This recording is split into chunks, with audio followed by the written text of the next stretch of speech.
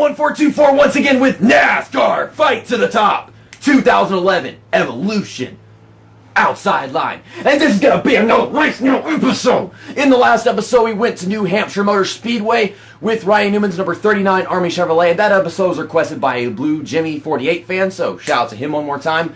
In this episode, we're going to Bristol Motor Speedway with some bumping and banging with Kyle Busch's number 18 M&M's Toyota Camry. This episode was requested by Hyperion L.F More, so shout out to him as well. Other options were his Interstate Batteries Toyota Camry and then his Pedigree car, but the Pedigree car is not unlocked even though I've been playing this game for like 6 months, 7 months maybe. I don't even know how long I've been playing this game, but it's getting old, this whole locked cars thing, because there's nothing that you can specifically do to unlock any car. You have to just keep playing it and it just unlocks random cars. I honestly like this paint scheme more because it's got that yellow lightning and everything, but we're going to go with the M&M's car. I honestly love the M&M's car, I just don't particularly like this driver. We all know why. I believe Hyperion was asked twice whether he wanted to go to the day Bristol race or the night Bristol race, and he never actually gave us an answer, so we're just going to choose the day one because usually whenever you choose a night race, they give you a sunset race, and sunset is just awful because of this game's lighting. And Valentine's Day is over, so we have no reason to go for some sunset racing. So let's go ahead and select this one. Here are the race settings that we always go with. Very hard difficulty, 42 opponents. The only thing that's going to change is obviously the lap number, and that's because it's the shortest track in the game. Just like with Martinsville, we're going to have 25 laps. No qualifying, a pointless amount of tire and fuel usage that you can only have if you actually put on 100% race length probably. And then you got some cosmetic damage, and of course cautions. We're going to have a lot of cautions because this track, you have to be very careful and how you exit the corners. So we're probably going to have, I guess, 5 cautions in the 25 laps we're going to be racing this track, which is really going to cut down how much time I have to get to the front. But here are the race stats. For me, I've done one race and I've gotten an average finish of 5th, which means I finished 5th place in that race. And the rest of the stats are probably predictable. There it is, Kyle Busch's M&M's Toyota Camry. Lovely paint scheme with the red and the green and the yellow, and I see an orange guy on my bumper. I don't remember any other M&M's paint schemes that had an orange one on there, except for maybe the caramel paint scheme. And I've got no room down here on the apron. I didn't want to go on the apron, but the car just did with how much steering input it's accepting. Okay, hit the brakes so that I can finish the corner. Up into the extends. Put my M&M's in a condom. I'm not going to be eating those anytime soon.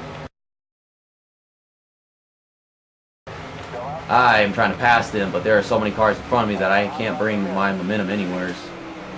Okay, we're going to throw it into the corner, and I just shoved that 51 car right up the track into whoever else. Looked like the 13. We're in 36th place. We're getting somewhere. I'm trying not to be a dirty race car driver, but I am Kyle Busch, so maybe I should be trying to be a dirty race car driver. I don't know. I mean, Kyle Busch isn't exactly dirty for the most part. His attitude is dirty and sucky. I don't know that much about his racing. I mean, he used to race 30. I remember the truck series in 2011 or something like that. I hated him for years on after that, but I'm kind of over that. Now I'm just sick of his attitude. His driving has gotten better. His attitude has gotten worse. And his paint schemes, well, they're always amazing. So I'll leave it at that. The M&M's car has always been an amazing paint scheme, except for that stupid 75th anniversary bull crap. That was hideous. That was the worst M&M paint scheme I have ever seen. Like, there's nothing worse than that M&M's paint scheme. Just gold and yellow. Ew. It wasn't even gold. It was like piss gold. I don't know. And here we come diving off of turn 2. We're in 19th place already. Damn. I'm surprised we haven't had a caution yet. I can't get my car to actually finish corners. I don't know how to persuade this Toyota to actually do that. Or any car, for that matter, whenever racing this track in this game. You have to time your dives off the corners in this game very, very well. Otherwise, you're end up in the outside wall with whoever else you're next to. Okay, Casey Kane is holding me up. Wow. I'm cracking the top 10 in just a little bit. Well, I thought I was, but I'm not, because there's a huge gap between 12th and, well, I guess the rest of the top 10. Jimmy Johnson is already about to lap last place. No. Too busy looking at my map to actually focus on the stupidities of how actually it takes to finish corners in this game. I also can't even speak English correctly because I'm trying so hard to play this fucking game. I'll get back to you guys Whenever I am passing cars, either that or a caution happens. And also whenever I stop hitting the fucking outside wall, I finally caught up to 11th place. Been slapping the fuck out of the outside wall over and over again. And Jimmy Johnson and Kevin Harvick happen to be battling for the lead at the moment as we get past Tony Stewart without making contact, because like that is my only exception to racing dirty like Kyle Busch, as I drift completely through turns 3 and 4 like a boss. My car will not work with me and actually race like a race car. Tony Stewart just shoved my ass in the wall. I can't get off the wall, and now we got a caution. It's for the better. Now they're all grouped together and we can make more passes. We just started having a little physical diarrhea. Physics diarrhea, however you want to say it. Up on the outside of the racetrack, Tony Stewart got a run and dove off, and, well, I couldn't stop his momentum. I didn't want to stop his momentum. I just wanted to get to the bottom, but my car's been fishtailing all NASCAR fight to the top 2011 Evolution outside line like. Back to the green flag, and we're really running out of laps. My car is tight at the restart, but once I touch the apron, he loses all shit. Into the top 10 we go. I mean, I kind of already was in the top 10 once I got past whoever the hell that was. And I think that was Montoya who just got shoved in the outside wall. And they throw another caution. We don't need this right now. You didn't throw a caution for that first guy, but you sure threw a caution for that. And that was Montoya. Well, he came to block, and the same thing that I just did to Tony Stewart happened to him. Even though I blamed Tony Stewart for what happened a while ago, and in this situation that was his fault. Because I'm a hypocrite. Just let me be who I am. I'm a hypocrite. It's good to be who you really are. Turn off them identicators. I hate the identicators. It's such a disease.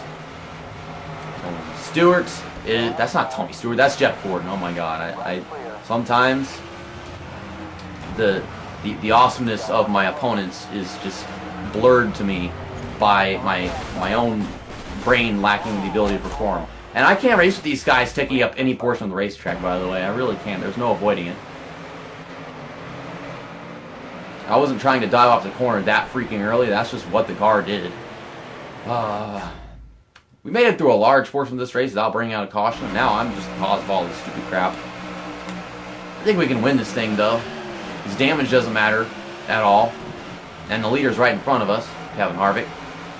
Jimmy Johnson was leading the race, and now he doesn't even stand a chance because he just got screwed by me. Kevin Harvick just brake checked me. Got a run. Also, my car has the runs, by the way. I've got a run. My car's got the runs. We all got the runs. It's great. Past Kevin Harvick, my car will not finish the corner, and so I can't get off the outside wall. Kevin Harvick, you just had to exist. You just had to be born. You just had to leave the uterus. Oh, I hate all the rich children. I can't pass Kevin fucking Harvick. He's so stupid. Stop spinning tires. Let me go. I will finish in front of Kevin Harvick in this race, whether the rich children like it or not. My car won't stop spinning the tires. Never mind. We're not going to beat the stupid Harvick. Fuck you, Kevin Harvick. You're such a piece of shit. Will you stop that? Let me finish the race. Ah! I don't know why the car was so loose at the final restart. First it's really tight at the restart, then it's really loose, then Kevin Harvick won't leave me alone. He won't let me slide job. He's cock blocking the hell out of my M&Ls. And I hate it.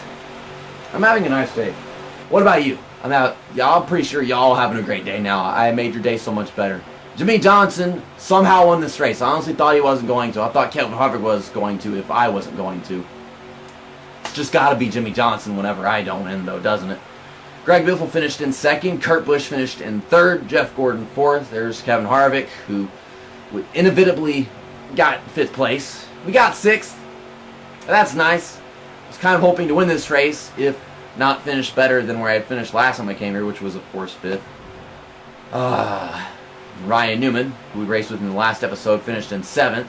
Martin Truex Sr. 8th, Brian Biggers 9th, and Juan Pablo Montoya, who was one of the drivers I just happened to screw in this episode, finished in 10th.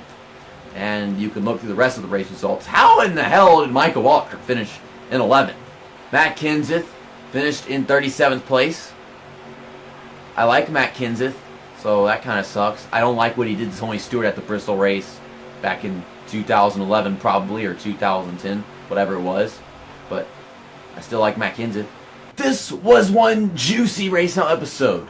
But thank goodness M&Ms aren't juicy, because that would be disgusting. If you have not yet requested an episode in this series, and, well, you would like to, just check the comment section below. If there isn't already a request that I can accept, you can just pick a driver and a track that we have not raced with or raced at yet. And if you're the first one, then that will be the next episode. We're slowly running out of tracks. I think we're past the halfway point in this series, and there's always a lot of drivers to choose from, of course. I think we've seen the worst of this with Bristol, because Bristol is supposedly as bad as it can possibly get. And, well, at least that I thought was going to be whenever I started this series, until I raced at Indianapolis. That was like the most difficult track to race at for no reason whatsoever. But see you next time. That's that, and episode over.